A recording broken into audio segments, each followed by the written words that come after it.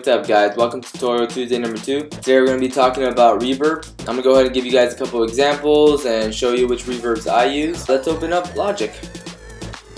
Alright, for those who don't know what reverb is your direct sound plus the sound of the room. That is all the reflections of the sound in that room. So in many cases, the bigger the hall, the longer the reverb. The more space the sound has to bounce on different surfaces. Alright, and why would you want to use reverb? The main reason you want to use reverb is because it makes your sound live, or it makes your sound bigger. It gives some sort of richness to your sound. For many of you who use samples in your work, often they come dry. They're made with a microphone directly to the vocalist or directly on the drums or on the guitar, not giving you any of the room noise. So in all these circumstances, you would have to add a little bit of reverb to make it sound realistic, to make it sound alive. Alright, so let's jump to it. I already have a sample here. It's a guitar sample we're going to be using today. I'll go ahead and open up first an inbox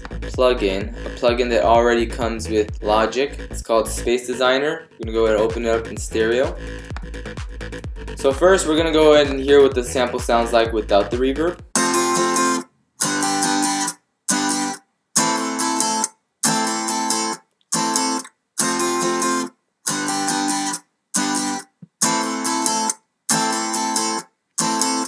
Alright, so there's two different ways you can go by adding reverb. You could add it directly to the track, as we just did, or, which in most cases, you would add it to a bus. So to go ahead and create a new bus, you will click on the send, go down to bus, and you can go to an empty bus. In this case, we have no buses open, so we're going to go ahead and click on bus 1. There we go, we've made a bus. Why would you want to put a reverb on the bus? In many cases, you're going to be using reverb for a lot of your instruments. And in many cases, you want to use the same reverb so you get the same effect and it sounds all as if it was all recorded in the same room. Or else at the end, you end up getting a very cluttered, messy sound. This also gives you the opportunity to add effects or edit your reverb. Gives you a lot more control. Okay, so first we're going to go ahead and work on the reverb on the track. Alright, so here is the reverb on the track. So what do we see here? Down here we see the level of input. At what level would you like the reverb to start? In this case we're going to put it at 100. The attack, would you like the attack to be right in the beginning? Or would you like it to wait a little bit before it attacks? In this case, we're gonna keep it in the beginning. Delay time. Delay time is the amount of time you want the reverb to be active. In this case, I tend to keep it around 1.6, but that will vary a lot on the type of sound you wanna create. I tend to put the dry all the way to max, because you want the sound to come first, and then you could add reverb as much as you want. I'm going to go ahead and click play and add a little reverb so you can see how that sounds.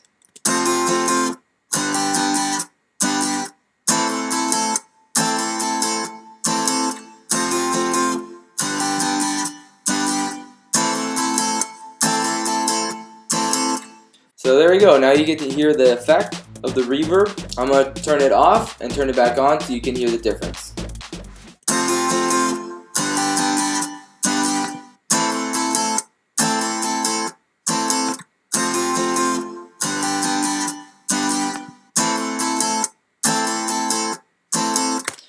So as you can see, that makes the instrument sound a lot more realistic, more alive, a lot more rich in sound. Now I'm going to show you which plugin I use in my day-to-day use. So I tend to use the Valhalla Vintage Verb. That's the one I tend to use most often. That's what it looks like. Once again, I tend to bring my delay down to 1.6 seconds-ish, if I can get it there. Alright, we're going to leave it there. And I tend to bring my mix down to about 15 to start with, and then I mess around with it. Like I said, in every instance it's going to be completely different. You're going to have to mess with the settings according to your song. This is what this reverb sounds like.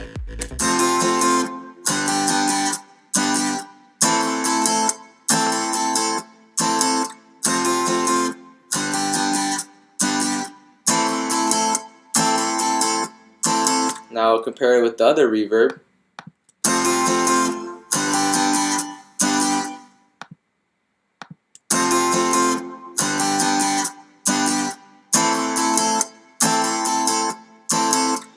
So as you can see, many reverbs are going to sound a little differently from each other. It depends a lot also on the settings.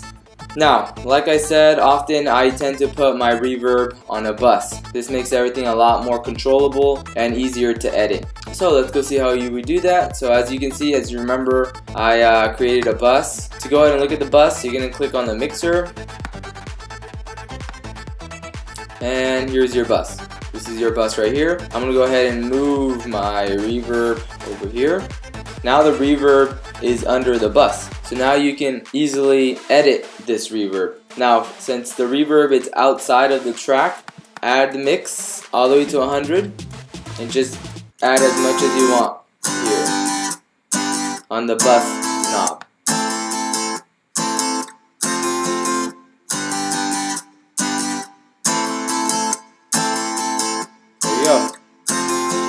Now often I will EQ my reverb to have a little more control. I will cut off about 150 just to make sure there's no low end going into my mix. I also often like to sidechain my reverb just to make sure it has a little bit of a pump to it, a little bit of the groove to the BPM. For now I would just use the kickstart, and I will only do about 60% right now, and this is what it would sound like.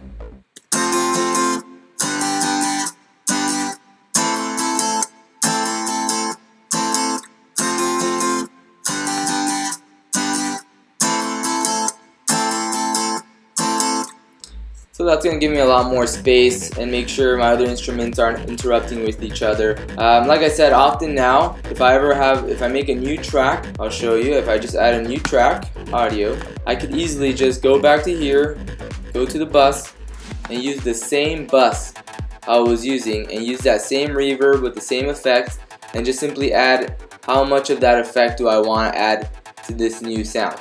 Alright, so those are the basics of reverb. If you guys want, I can go more in depth into reverb and into the settings, or give you guys other examples. Let me know in the comments what type of tutorials you would like me to make next. I'll see you guys next time.